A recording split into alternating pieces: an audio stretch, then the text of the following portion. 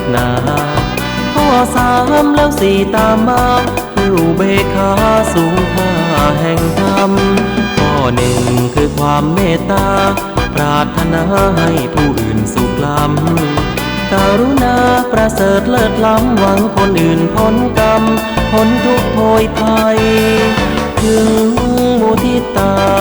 แปลเลยนะยินดีจากใจปรารถนาให้ผู้อื่นสบายเขาดีเขาได้เราก็ยินดีข้อสี่สุดท้ายแล้วนะคืออุเบกขามาฟังดูสิการวางเฉยสงบท่าทีพรหมวิหารสี่สอนให้มีสุข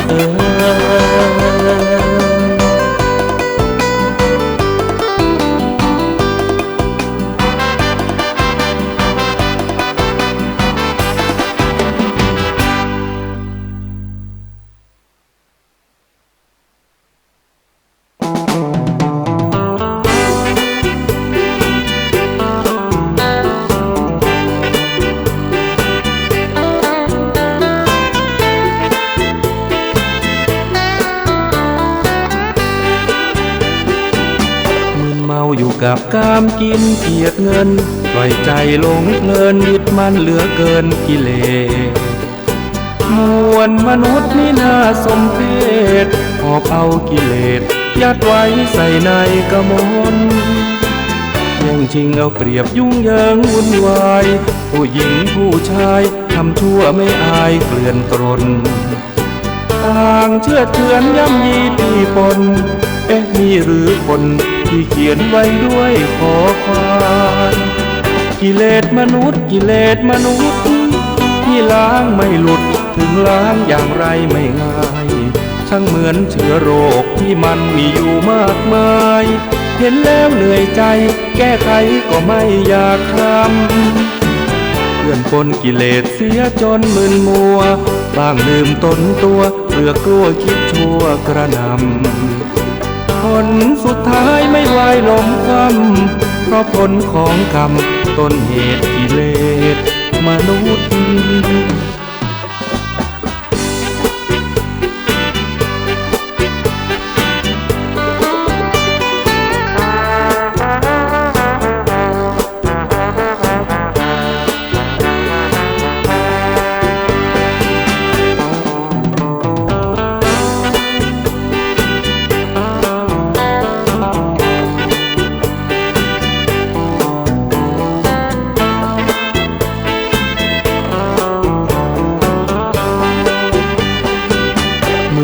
อยู่กับกามกินเกียรติเงินปล่อยใจหลงเพลินยึดมั่นเหลือเกินกิเลสมวลมนุษย์นี่น่าสมเพชหอบเอากิเลสยัดไว้ใส่ในกมลแย่งชิงเอาเปรียบยุ่งเหยิงวุ่นวายผู้หญิงผู้ชายทำชั่วไม่อายเกลื่อนกลนต่างเชื่อเชือนย่ำยีปีปนนี่หรือคนที่เขียนไว้ด้วยขอความกิเลสมนุษย์กิเลสมนุษย์ที่ล้างไม่หลุดถึงล้างอย่างไรไม่ง่ายช่างเหมือนเชื้อโรคที่มันมีอยู่มากมายเห็นแล้วเหนื่อยใจแก้ไขก็ไม่อยากทำเพื่อนปนกิเลสเสียจนมึนมัวบางลืมตนตัวเกลือกลัวคิดชั่วกระนำผลสุดท้ายไม่วายล้มคว่ำเพราะผลของกรรมต้นเหตุกิเลสมนุษย์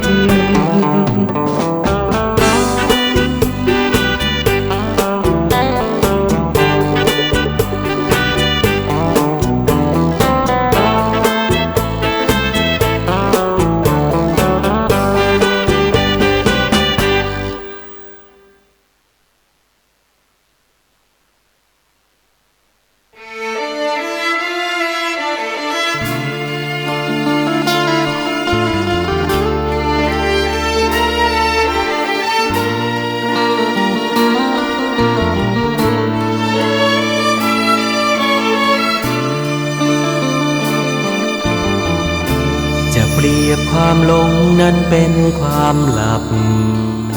ที่ไม่ขยับ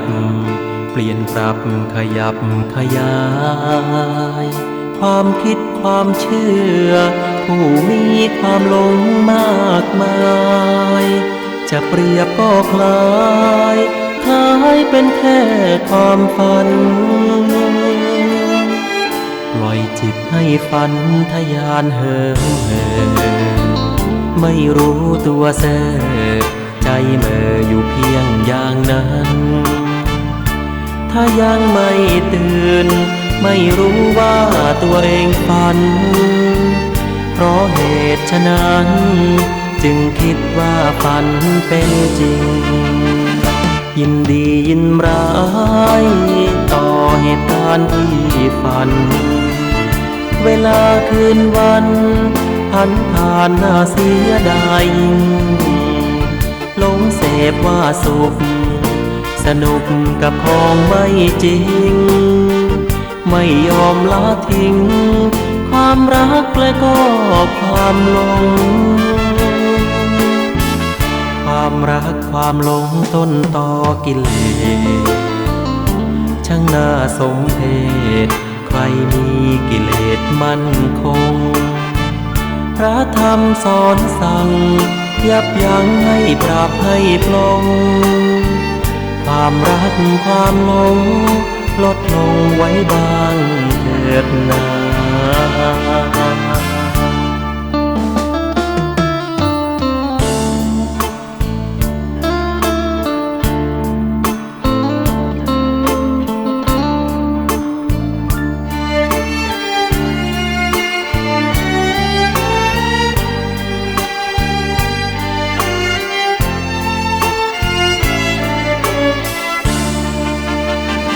ยินดียินร้ายต่อเหตุการณ์ที่ฝันเวลาคืนวันผ่านน่าเสียดายยิ่งหลงเสพว่าสุขสนุกกับของไม่จริงไม่ยอมละทิ้งความรักและก็ความหลงความรักความหลงต้นตอกิเลสช่างน่าสมเพชใครมีกิเลสมั่นคงพระธรรมสอนสั่งยับยั้งให้ปรับให้ปลงความรักความหลงลดลงไว้บ้างเถิดนา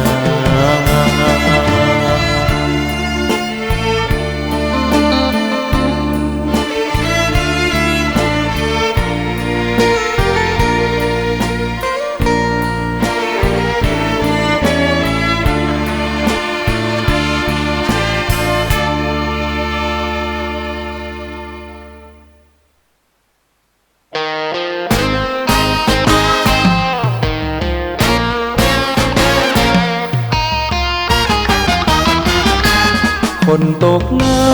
ำแยกเป็น7 จำพวกผลลบผลบวกดังจะเล่าเปรียบเลยตกอย่างที่1ตกน้ำจมแล้วจมเลยจะขอเปรียบเลยกับผู้ยึดอกุศลอย่างที่2จมแล้วก็ผุดขึ้นศรัทธาผู้ตื่นดีแต่ไม่เพิ่มผลอย่าง3ที่ตกผุดขึ้นลอยตัวเวียนวนไม่จมร่วงหล่นแต่ไม่ก้าวพ้นอยู่ดีตกอย่างที่4ผุดขึ้นเลี้ยวดูรอบคำถามคำตอบตรึกตรองอยู่ในท่าทีตั้งใจหาฟังแหวกว่ายโดยไม่รอรีอย่างที่5นี้พร้อมจะละทุกแน่นอนคนตกน้ำแบบที่6ที่7ตื่นแล้วสำเร็จไม่เหลือสิ่งหลอกล่อนว่ายถึงยังฝั่งขึ้นบกไม่มัวอาวรณ์สิ้นความทุกข์ร้อนเปรียบผู้ถึงพิตธรรม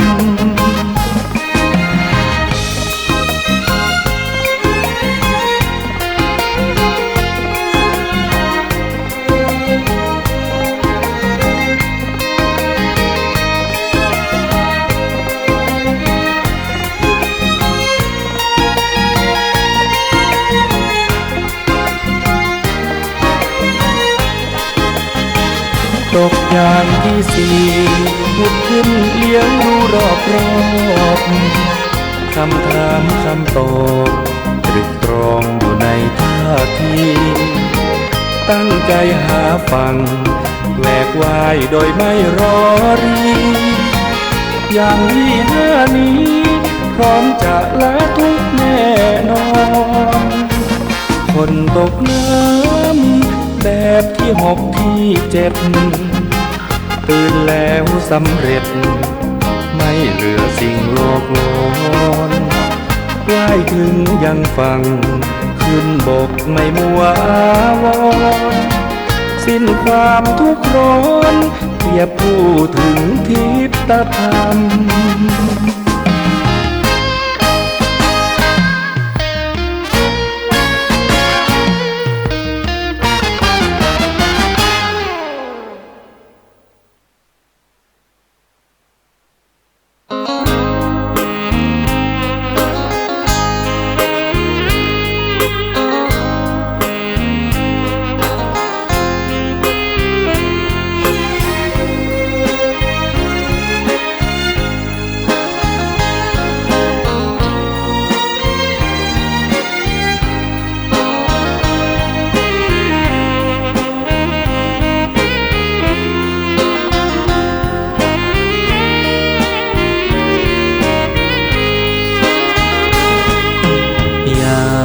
พึงเชื่อตามที่ฟัง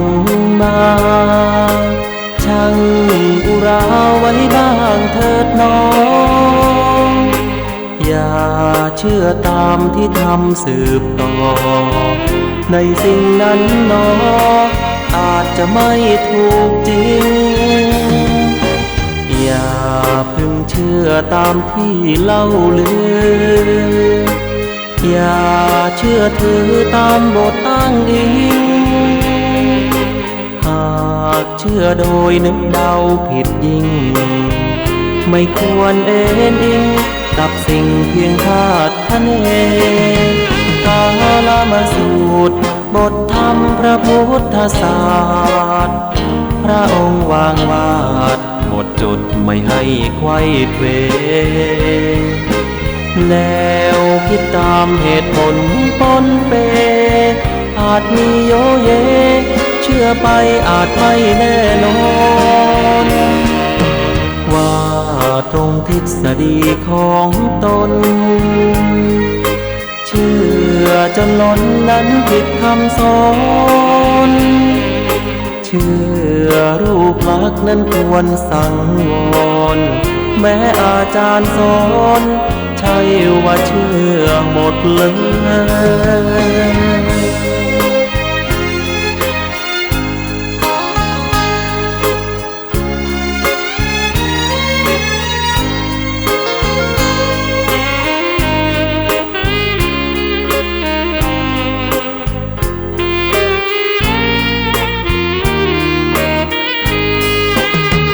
กาลมาสูตรบทธรรมพระพุทธศาสตร์พระองค์วางวาดหมดจดไม่ให้ไขว้เขวแนวคิดตามเหตุผลปนเปอาจมีโยเยเชื่อไปอาจไม่แน่นอนว่าตรงทฤษฎีของตนเชื่อจนล้นนั้นผิดคำสอนเชื่อรูปลักษณ์นั้นควรสังวรแม้อาจารย์สอนใช่ว่าเชื่อหมดเลย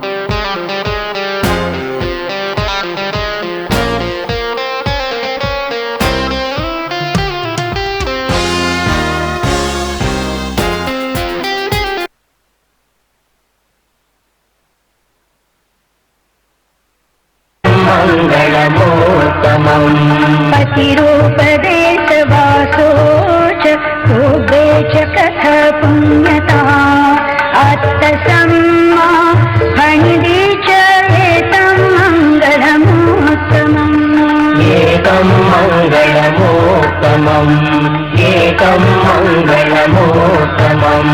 बाहु सचं च सिद्धं च विनयो च सुशिक्षितो सुभाषिता च या वाचा एतं मङ्गलमूर्तमम् एकं मङ्गलमूर्तमम् एकं मङ्गलमूर्तमम्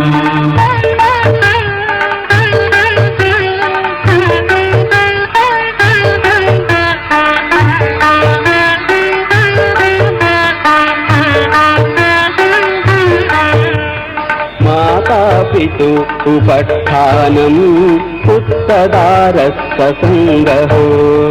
अनाकुला च सम्मन्ता एतं मङ्गलमूर्तमम् एकं मङ्गलमूर्तमम् एकं मङ्गलमूर्तमम् दानं च धम्मचर्या च ज्ञातकानं च सङ्गहो अनवज्यानि कम्मानि एतं मङ्गलमूर्तमम्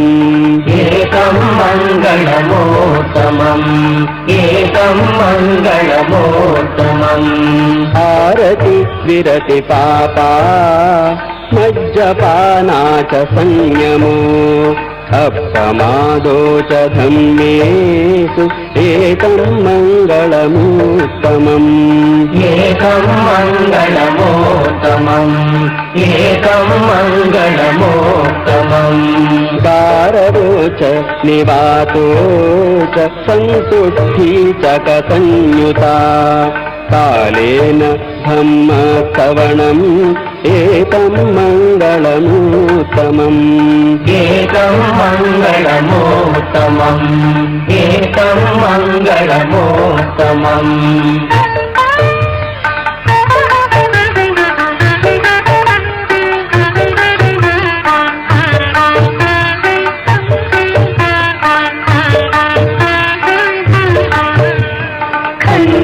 शोभसत्तता समरानं च दर्शनम् कालेन धम्मसाधक्षा एतं मङ्गलमूर्तमम् एकं मङ्गलमूर्तमम् एकं मङ्गलमूर्तमम्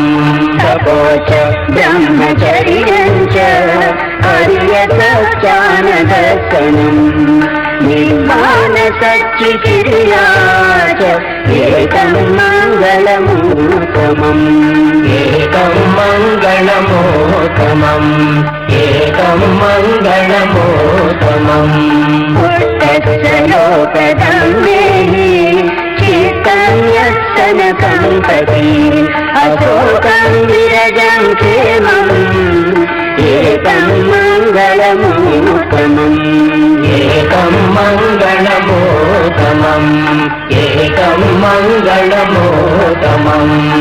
एकादिशानि कृत्वान सर्वज्ञम् अपराजिता सर्वथसूक्तिं रक्षन्ति तं तेषं मङ्गलमूर्तमन्ति एकं मङ्गलमूर्तमन्ति एकं मङ्गलमूर्तमन्ति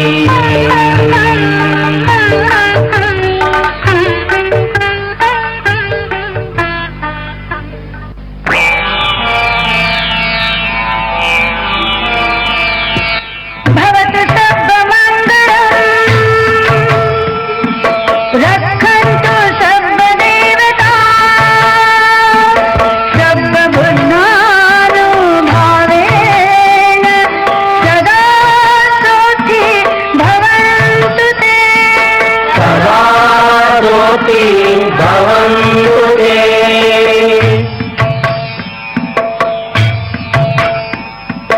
भवतु सर्वमङ्गलम् रक्षन्तु सर्वदेवता सर्वधर्मानुभावेन सदा सोऽस्ति भवन्तु ते सदा सोऽस्ति भवन्तु ते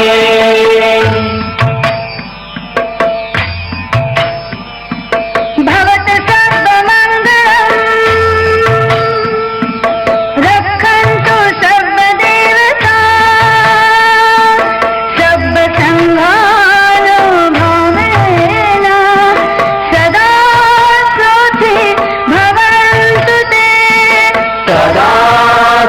सुखी भवन्तु ते सदा सुखी भवन्तु ते सदा सुखी भवन्तु ते सदा सुखी भवन्तु तेที่เปิ้นหูมฟังเทศน์ฟังธรรมก็ได้นำมาอู้มาจาอีกณทางสถานีวิทยุแห่งนี้วันเวลาเดียวกันนี้เป็นเวลามอกพอดีคำว่ามอกพอดีเนี่ยยอมทั้งหลายมันบังเกินและมันบย่อนเรียกว่าสายกลางมัชชิมะสายกลางนายโยมดอกอย่างมอกพอดีนี่มันก็ลำนะของลำเอาเกินดีมันจังกายเป็นบอกจะนั่นแล้วของที่ดีเนี่ยเอาเห็นน้อยเดียวกินเห็นน้อยเดียวมันก็อย่างใดหากจะเกิดความกระหายเกิดความอยากขึ้นแต่อยากจะเอาอยู่ตลอดเวลากินอยู่ตลอดเวลาอย่างใดก็ตามพอออกไม่ออกมันก็ผลหมากลากไม้เนี่ยก็ยกตัวอย่างเช่นว่าผางนี่เนาะว่าผางตั้งอื่นว่าจะได้หัวถ้ามันแบบผางหวานเนี่ยเอามากินจุนอิ่มระวังไว้เถอะก็มาเจ็บคอก็เจ็บปากนะมันหวานโลถ้าบะผางกำปึงกำปอหมอกปอเดียบะส้มลำไปคือบะเปรี้ยวลำไปแต่หวานหมอกกำปึงกำปอเนี่ยนะโอ้ญาติโยมเอากินกับน้ำพริกน้ำอ้อยนะเอาผ้าโขบอยู่นะกุยเอาลำโลเนาะลำถ้ามันส้มเนาะก็บางคนก็มักส้มมีญาติเดียวกันเนี่ยมักส้ม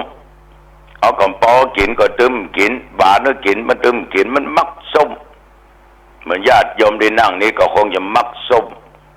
คนบางคนกินส้มลงไปก็ต้องเสียเหมาะนะ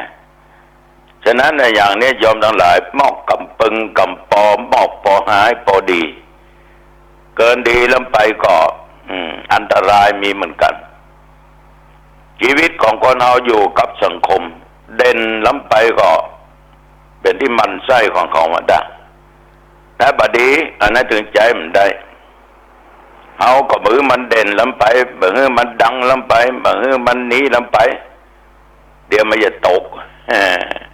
เพราะบางอย่างเด่นล้ำไปนี่ถ้าหลงนี่ตกเว้ยนะหลงตัวว่าเองนี่เก่งดีเด่นอย่างอันอย่างอีเลยหลงตัวแหละ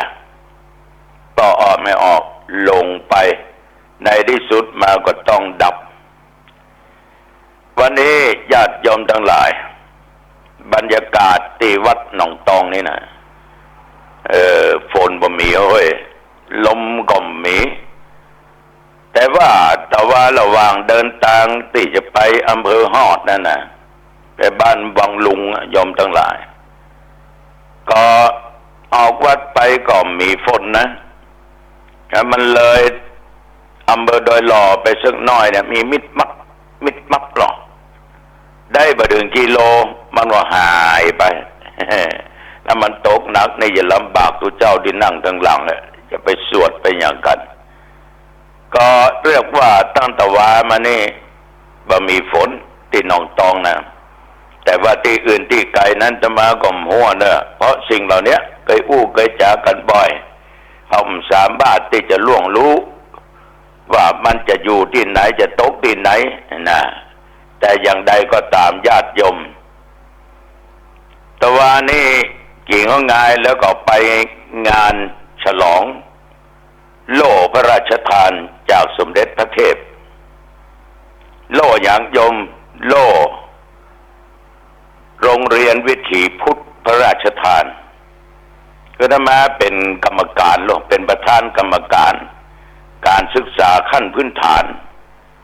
เป็นประธานแล้วก็เป็นที่ปรึกษาหลายที่หลายแห่งหลายหนนะ บอกว่าองค์เอียนนั้นองค์เอียนนี้มาขอนิมนต์ไปก็ไปเป็นประธานก็มีไปเป็นคณะกรรมการอาวุโสหรือว่าเป็นที่ปรึกษาอาตมาก็เอาหมดละเพราะว่าถือว่าการศึกษาก็เป็นเรื่องสำคัญเป็นเรื่องใหญ่เนาะคนเราถ้ามีวิชาความรู้ได้รับการศึกษาดีแล้วก็มีศีลมีธรรมมันก็สามารถที่จะเป็นปูชนียบุคคลได้วันข้างหน้าเป็นคนดีของสังคมของประเทศชาติของบ้านของเมืองถ้าเป็นเจ้าพุทธก็เป็นอุบาสกอุบาสิกาที่ดีของหมู่เฮาเจ้าพุทธทั้งหลายองค์เรียนนี้ยอมทั้งหลายเป็นโรงเรียนพระราชทานแล้วก็เป็นโรงเรียนที่เรียกว่าวิถีพุทธด้วยโรงเรียนแห่งนี้ก็มีเน้นตัวน้อยๆไปเรียนด้วยไปเรียนด้วยแล้วก็จบป .6 ก็ไปเรียนต่อโรงเรียนหางดงสังฆราชอุปถัมภ์ก็เป็นโรงเรียนตุของพระเนี่ยนะอาตมาก็ในฐานะก็เป็นประธานเหมือนกันนะเป็นประธานหลายที่ว่ามัธยมว่าชั้นถมขอนิมนต์ไปก็ไปเป็นที่ปรึกษาเป็นที่หยังหน่วยการมันจะดีนะญาติโยมเนาะ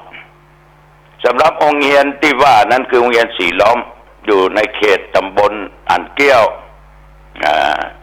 เขต4นะโยมทั้งหลายก็พัฒนามาละอ่อนนักเรียนนั้นทำวัดสวดมนต์ได้เน้นน้อยก็สวดธรรมจักรได้หลายอย่างหลายประการญาติโยมวันศีลวันธรรมก็ไหว้พระสวดมนต์เจริญสมาธิภาวนากันเรื่องของด้านศีลธรรมนั้นตั้งครูอาจารย์ก็ปลูกฝังละอ่อนตั้งแต่อนุบาลตัวน้อยๆนะตัวน้อยๆเรื่องไหว้พระสวดมนต์นอกจากนั้นก็มีกิจกรรมในวันสำคัญทางพุทธศาสนาจะเป็นวันมาฆบูชากาวิสาขะอัตมีอาสรังหะนี่นะวันศีลวันธรรมเนี่ยทางโรงเรียนเปิ้นก็จะมีกฎระเบียบของเปิ้นมีตารางอย่างนั้นแล้วก็จัดกิจกรรมตลอดเวลาแล้วแต่ไปทั้งนอกก็มีพุทธเกษตรเนี่ยปลูกข้าววันป่อเกี่ยวปลูกข้าววันแม่เกี่ยววันป่อนะอาตมาเองก็ไปเป็นประธานนะญาติโยมทั้งหลายหน่วยงานราชการคณะครูบาอาจารย์ผู้อำนวยการหลายโรงเรียนคณะกรรมการมาพร้อมกันชาวบ้านพร้อมกันเรียกว่าปลูกวันแม่เกี่ยววันป่อหลายปีที่ผ่านมาอาตมาก็แต่งไปกำก้าอย่าถ้าจริงไม่ได้หลงนะไปกำก้านำเขาปลูกเขาถึงคุณใหญ่ถึงละเอ็กละอ่อนนายโยมนะก็เรียกว่านำในทางดีๆบ่ฮือละเอ็กละอ่อนได้ลืมตงลืมนาลืมไอ้ลืมสวนอะไรอย่างสมัยก่อนนี้เข้าก้าในนาเนี่ยญาติโยมเฮาทั้งหลายนั้นเปิ้นเรียกว่าเป็นสันหลังแห่งชาติเจ้าให้เจ้านาเป็นสันหลังแห่งชาติปลูกข้าวปลูกหยังเก็บไว้กินเอาไว้ใจแล้วมันเหลือกว่านั้นก็เอาขายแปรสภาพเป็นเงินเป็นทองในยุคปัจจุบันเนี่ยถ้าเอาเนี่ยอย่างอีละอ่อนมันโหละว่าเช่นปู่ย่าตายายเนี่ย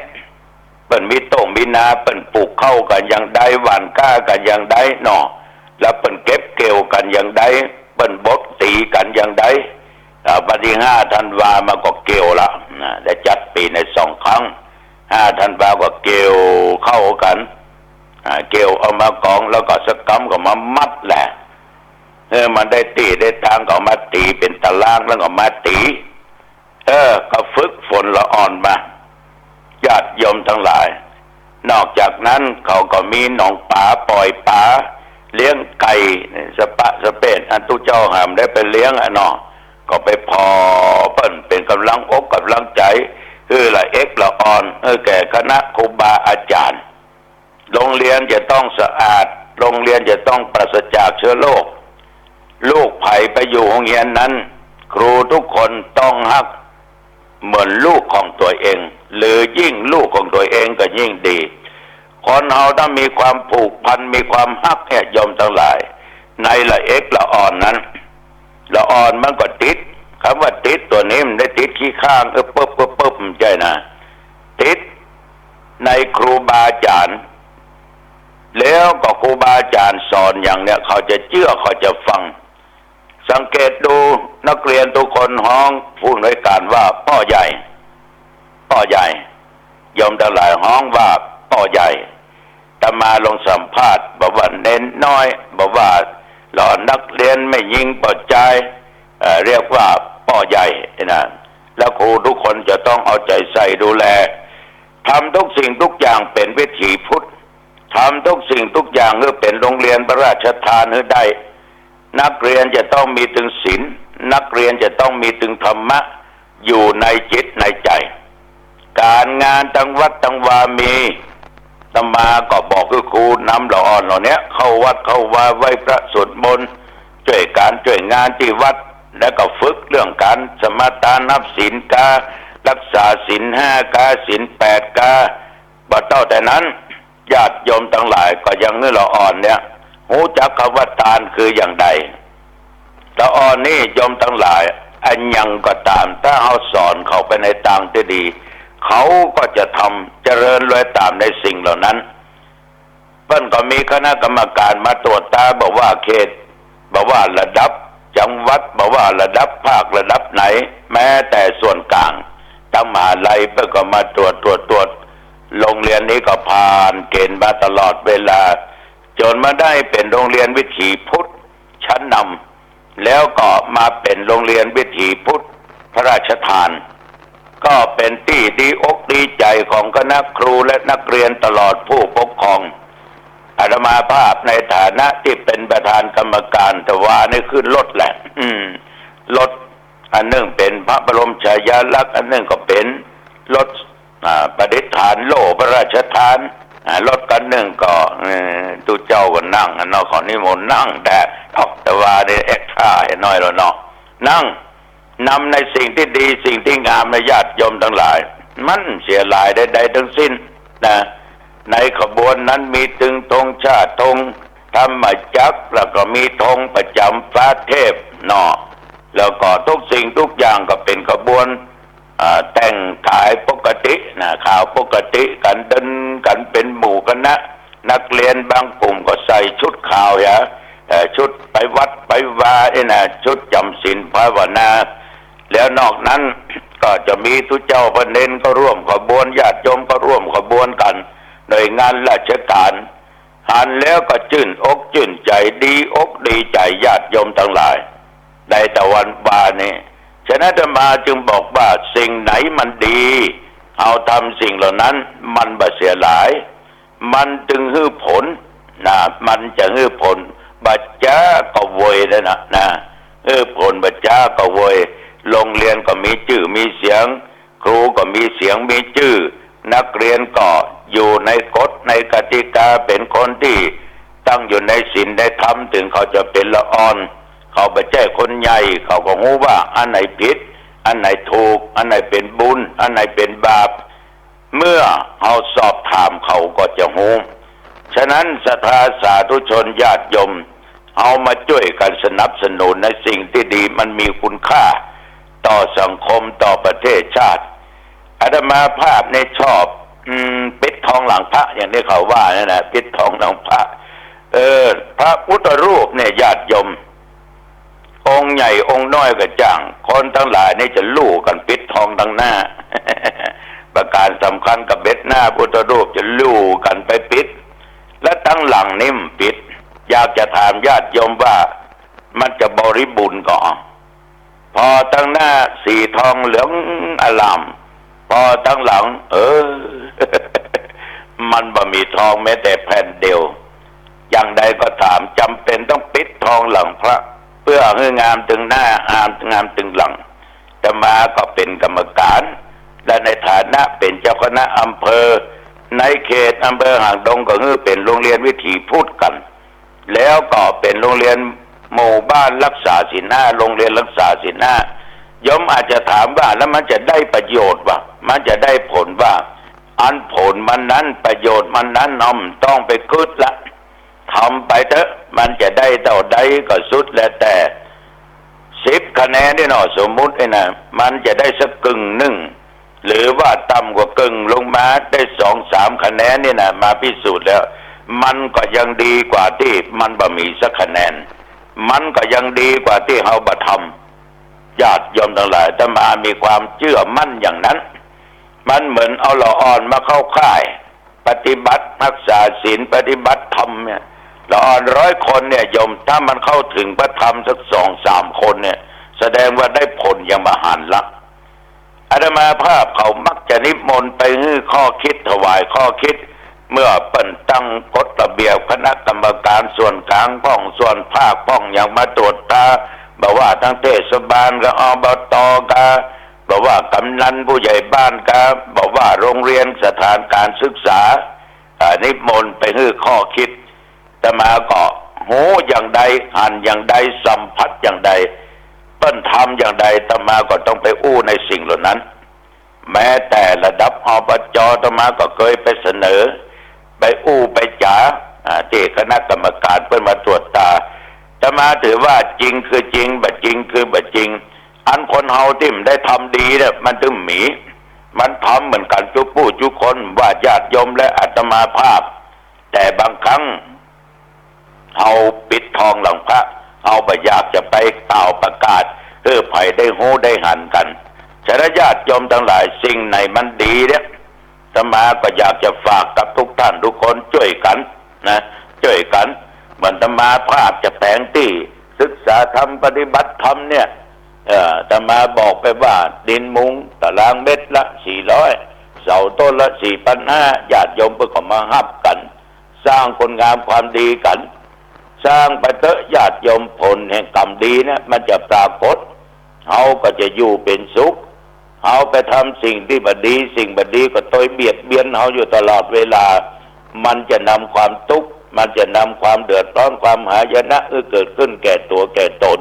ทำไปเนิ่นๆก็ออกมันออกอันใดดีๆเนี่ยมันถึงดีมันมีค่ามันมีราคาผลไม้ถ้ามันดีก็เป็นแมงผิวมันดีรสมันดีโยมทั้งหลายทุกคนนั้นชอบบอกว่าโยมและอาตมาภาพก็จะได้ประมาทในชีวิตเนอะก็ออกไม่ออกทั้งหลายชีวิตของคนเฮาเนี่ยมันบัดเที่ยงแท้แน่นอนเนาะมันบัดเที่ยงแท้แน่นอนอย่างตะคืนนั้นนะ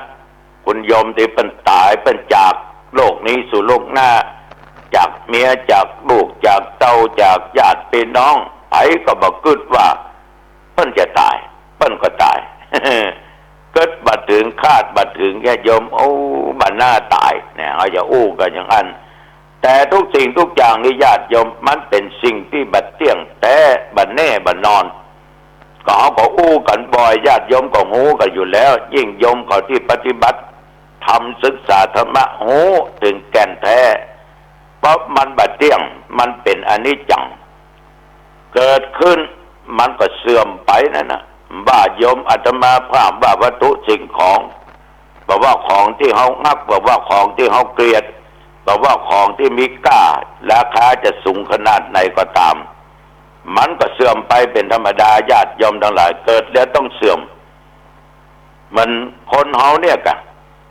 เกิดออกมาเนี่ยมันต้องเสื่อมมันก็ต้องมีการเปลี่ยนแปลงไปเป็นตามธรรมดาเพราะสิ่งเหล่านี้อาจจะลบจะลีกจะหนีถึงพ้นในที่สุดญาติโยมทั้งหลายมันก็ย่อมดับไปเกิดมาก็ย่อมดับเหมือนไฟเฮาจุดมันก็มีแสงสว่างเมื่อมันหมดเชื้อของมันถึงเวลาดับมันก็ดับนอกจากมันจะดับเรียกว่าเป็นอุบัติเหตุเนาะอย่างญาติโยมทั้งหลายที่ประสบอุบัติเหตุที่นั่งรถปิกอัพนั่นนะโยมก็ดูข่าวกันนะนอหูกันเนาะตายไป13 คน ภัยไปคึดไปคาดไปฝันว่าทั้ง13 คนน่าจะดับเพราะยังเป็นนักเรียนนักศึกษาอยู่แล้วก็ถึงไม่ยิงถึงเปิดใจโยมทั้งหลายทั้งบ้านก็กองหาร้องหาในที่สุดข่าวที่มาก็คือตายฉะนั้นมันจะดับเมื่อใดเขาก็บอกมันเป็นอุบัติเหตุถ้าจะว่าเป็นกรรมก็เป็นกรรมญาติโยมก็จะตายทั้ง10 ป่าเนี่ยกรรมแต่คำว่า คนบางคนอาจจะอู้จากอนัตนะแต่มันเป็นไปได้ทุกสิ่งทุกอย่างฉะนั้นศรัทธาสาธุชนเฮาทั้งหลายที่เกิดมาในโลกเนี่ยบอกว่าโยมและอาตมาเนอะเฮาจะเนี่ยจะใดเมื่อเฮาหูว่ามันบัดเที่ยงแท้แน่นอนย่อมจะเสื่อมไปย่อมจะดับไปคือจากไปแตกสลายไปเอาจะระงับสิ่งเหล่านี้ได้อย่างใดมันเป็นสุขก็สามารถระงับได้ซึ่งความตายซึ่งความแก่ซึ่งความเจ็บแต่เราระงับได้บางเรื่องมันเป็นทุกข์ถึงชาตินี้และชาติหน้าเมื่อเอาหูว่าของเราเนี้ยมันเป็นของเที่ยงแท้แน่นอนนะเป็นของที่ทุกคนนั้นจะลบมาได้หลีกมาได้ดังที่กล่าวเอาเนี่ยจะได้ญาติโยมตมาก็เคยอู้เคยจ่าญาติโยมฟังว่ามีอย่างเดียวเท่านั้นเอาก็หันหน้าหันใจกลับเข้ามาประพฤติปฏิบัติตามองค์ศีลตามองค์ธรรมมันจะดับเมื่อใดจะอย่างใดก็ตามคนที่มีศีลธรรมจะมาเป็นทุกข์ไปจะมาตัดจะมาว่าอย่างใดก็เป็นทุกข์โอ้ปีนี้เท่านักแกแต่มันก็ยิ้มเมียนะแม่นนะเอาก็หูตัวเก่าว่ามันเกิดแล้วมันถึงเปลี่ยนแปลงมันถึงเสื่อมไปเป็นธรรมดาบอกว่าเปิ้นว่าตัวเนาะเมื่อหนุ่มเมื่อกำหน้าตาใบเหี่ยวใบย่นแขนขาใบเหี่ยวใบย่นพออันนั้นก็เต็งตึงบางเดียวมัน60-70ตลอดมันจะไปตึงอย่างเมื่อหนุ่มเมื่อกำไปเป็นไปได้ยังไงเนาะคนเฮาเนี่ยญาติโยมว่าเปิ้นว่าตัวมันถึงเหี่ยวนะมันถึงเหี่ยวมันถึงย่นมันถึงมีการเปลี่ยนแปลงฉะนั้นคนที่มีธรรมะในจิตในใจจะยอมรับสิ่งเหล่านี้ว่ามันเป็นอนิจจังบัดเที่ยงแท้บัดแน่บัดนอนอย่างใดก็ตามเอาทั้งหลายเกิดมาเป็นสัตว์อันประเสริฐเป็นมนุษย์ทุกอย่างนั้นบางครั้งเขากำลังจะตายบางครั้งก็ตายไปละบางครั้งก็จะตายเหมือนกันแต่จะตายเมื่อใดก็โม่มันตั้งความสงสัยกันไว้อยู่บอกว่าโยมและอาตมาก็สงสัยนะกูจะไปเมื่อใดนะกูจะตายเมื่อใดดับเมื่อใดเอาก็ไม่สามารถที่จะหูได้แต่เอาไปหันเขาตายอันนั้นเอาหูว่าเขาตายแต่ถ้าตัวเก่าได้มองว่าจะตายเมื่อไหร่เพราะได้ญาติโยมก็เคยอู้กันเลยว่าเพราะเอาไม่สามารถหูวันเวลาเดือนปีได้ถ้าเอาหูเอาจะญาติจะได้คนที่กลัวมันก็จะหนีเนาะนึกว่าโป้นปัญญามาจุฬามันหนีโป้นมันจ้าได้มันก็เอาไปนะฉะนั้นศรัทธาสาธุชนญาติโยมบดีประมาทบดีประมาทคนเอานี้ได้จากกันไปมันก็ได้สองอย่างธรรมะกับอธรรมธรรมะคือสิ่งที่เป็นจริงและสองอย่างเนี้ยมีผลแตกต่างกันมากญาติโยมถ้าคนมีอธรรมอยู่ในจิตในใจทำแต่กรรมที่ไม่ดีทำแต่ความชั่วอยู่เป็นคนมีชีวิตก็เป็นทุกข์ตายจากโลกนี้สู่โลกหน้ามันก็ต้องทุกข์โยมขนาดชาตินี้มันยังเป็นทุกข์ชาติหน้าไปเจอสุขได้อย่างไรเพราะมันมีอธรรมคือสิ่งที่ไม่ใช่ธรรมะนะมันเป็นอกุศลกรรมเป็นอกุศลธรรมฉะนั้นญาติโยมทั้งหลายคนที่มีอธรรมอยู่ในจิตในใจมันก็เป็นทุกข์ตายไปแล้วก็ต้องได้รับความทุกข์ผลแห่งการทุกข์ก็ต้องมาเกิดขึ้นเอามีธรรมะอยู่ในจิตในใจอยู่เป็นคนนี้ย่ำตายเตื้อก็เป็นสุขเมื่อดับขันจากโลกนี้ไปสู่โลกหน้ามันก็เป็นสุขญาติโยมเพราะชาตินี้เอาเป็นสุขชาติหน้าเอาก็เป็นสุขอย่างใดก็ตามสิ่งเหล่านี้ก็ขอฝากไว้กับพอออกไม่ออกศรัทธาญาติโยมท่านผู้ฟังทั้งหลายนะฟังแล้วก็เงินนำไปพิจารณาในญาติโยมเด้อว่าอันไหนควรอันไหนบ่ควรอย่าปล่อยปะละเลยเวลาผ่านไปอ้างตลอดเวลาว่าย่ำถึงเวลาเตื้อประทำเตื้อยอมทั้งหลายทุกอย่างมันไม่เที่ยงแท้แน่นอนวันนี้อ่านว่าเป็นเวลาพอสมควรเนาะในที่สุดนี้ทุกเจ้าก็ขอพลังแห่งศีลแห่งธรรมคืออานิสงส์ต่างๆนั้นที่โยมได้กระทำมาจงมาปกป้องคุ้มครองรักษาอย่างญาติโยมผู้ มีธรรมะอยู่ในจิตในใจมีศีลอยู่ในใจในจิตขอทุกท่านทุกคนจงมีแต่ความผาสุขความเจริญยิ่งขึ้นไปอายุวันโนสุขังพลังพบกันใหม่ในโอกาสหน้าเจริญพรความจริงของโลกมนุษย์โลกทุกคนต้องการความสุขเสมอเหมือนกันหมดความสุขของมนุษย์ต้องประกอบไปด้วยศีลเป็นความสุขที่บริสุทธิ์เป็นความสุขที่มั่นคงเป็นความสุขที่ทุกคนยอมรับความสุขที่ประกอบไปด้วยศีลเป็นความสุขที่เทวดาก็ยอมรับมนุษย์ทั้งโลกก็ยอมรับเมื่อเราต้องการความสุขเราจำเป็นต้องรักษาศีลเมื่อเรารักษาศีลเมื่อเรามีศีลห้าชีวิตของเราก็จะมีความสุขตลอดกาลความสุขมนุษย์ต้องการทุกลมหายใจความสุขอันแท้จริงความสุขที่อันประเสริฐก็ได้แก่ศีลเช่นครอบครัวของเรารักษาศีลเราคำว่าวิตกไม่เกิดกังวลไม่เกิดสภาวะจิตเป็นอิสระก็คือมีความสุขเป็นปกติตลอดกาลเราจะเห็นได้ว่าความสุขอันประเสริฐนั้นประกอบไปด้วยศีลเป็นเหตุให้เกิดความสุขเช่นพ่อแม่จะมอบความสุขให้กับลูกพ่อแม่ก็ต้องรักษาศีลลูกจะมอบความสุขให้กับพ่อแม่ลูกก็ต้องรักษาศีลปู่ย่าตายายจะมอบความสุขให้กับลูกหลานปู่ย่าตายายก็ต้องรักษาศีลลูกหลานจะมอบความสุขให้ปู่ย่าตายายปู่ย่าตายายก็ต้องลูกหลานก็ต้องรักษาศีลเราจะรู้เลยว่าศีลนั้นเป็นความสุขที่อันประเสริฐศีลนั้นเป็นความสุขที่เป็นสากลที่สุดศีลเป็นความสุขที่เป็นสากลที่สุดจึงฝากให้พวกเราทั้งหลายได้พินิจพิจารณา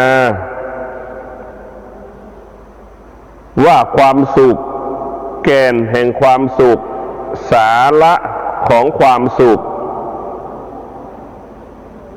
เกิดจากศีลเกิดจากการรักษาศีล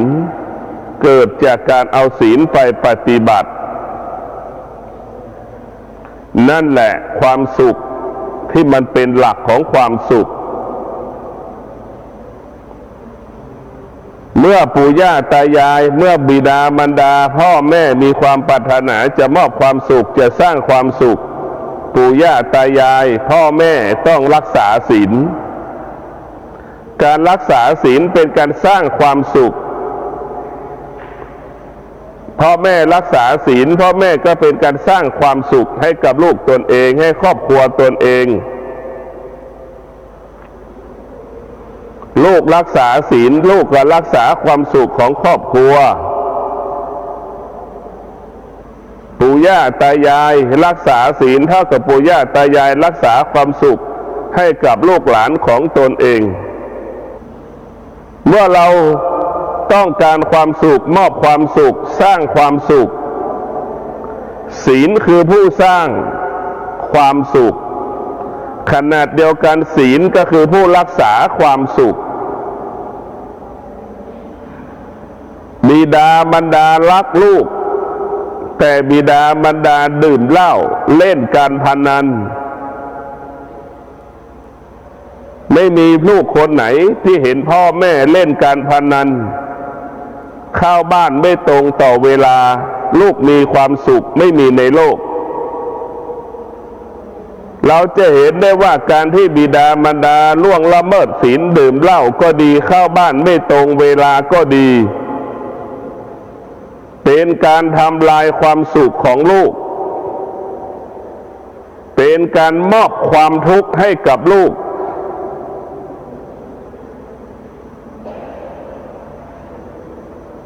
นี่แหละ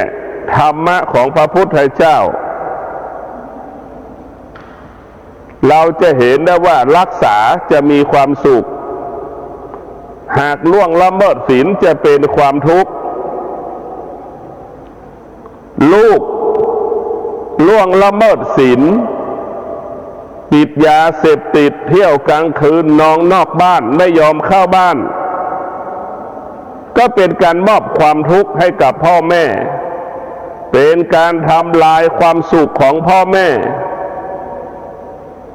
ไม่มีพ่อแม่คนไหนเห็นลูกติดยาเสพติดและมีความสุขไม่มีในโลก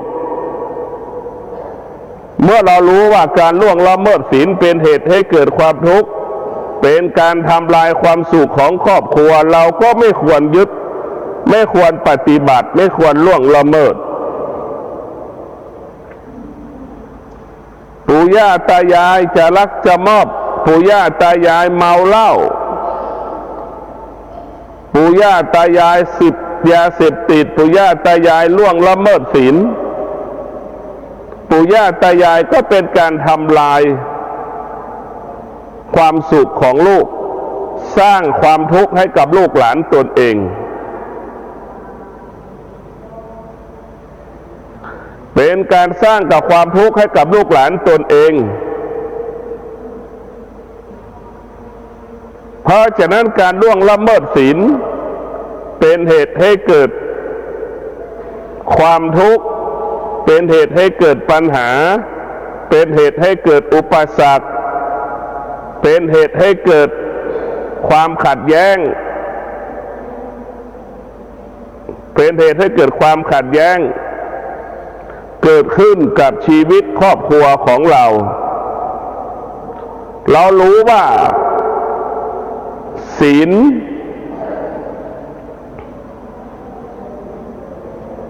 เป็นต้น